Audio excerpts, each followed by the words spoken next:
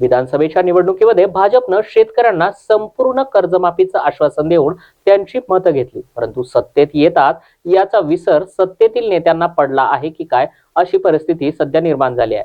शेतमाल हमी भावानं खरेदी करू असंही आश्वासन दिलं, परंतु या आश्वासनाला देखील तिलांजली देण्यात आली आहे. नुकसान होऊनही मदत नाही आणि शेतमालास भाव नाही, त्यामुळे शेतकरी कर्जबाजारी होत चाललाय. खताच्या किमतीमध्ये मोठ्या प्रमाणात वाढ होते, त्यामुळे आता यात भर ती काय ती आवश्यक असलेल्या खताचा तुटवडा भासून त्या खतासोबत मागणी नसलेल्या इतरही गोष्टी घेण्यास बाध्य करून शेतकऱ्यांची लूट ही राज्यातील सत्ताधारी मंडळी करत असल्याचा आरोप राष्ट्रवादी काँग्रेसचे पार्टीचे शरद पवार पक्षाचे नेते आणि माजी गृहमंत्री अनिल देशमुख यांनी केला आहे. शेतीसाठी मोठ्या प्रमाणात डीएपी, युरिया, 10-26-26 यासारख्या खतांना शेतकऱ्यांकडून मोठ्या प्रमाणात मागणी असते.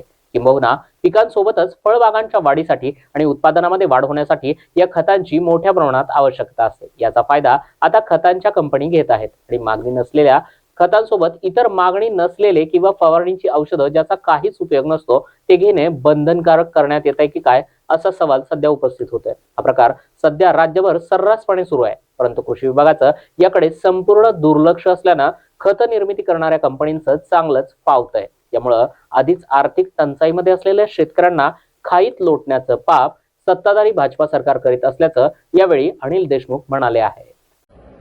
रासायनिक खताच्या किमतीमध्ये प्रचंड वाढ झाली आहे. ज्या खताची शेतकऱ्यांना आवश्यकता असते अशी डीएपीचं खत, युरिया, 10-26-26 ही खतं मिळत नाही. 10-26-26 तर गेल्या 4 महिन्यापासून त्याची एक रॅक सुद्धा आली नाही. आणि त्याच्यावर अजून दुसरी गोष्ट म्हणजे की याचं लिंकेज करण्यात येतं.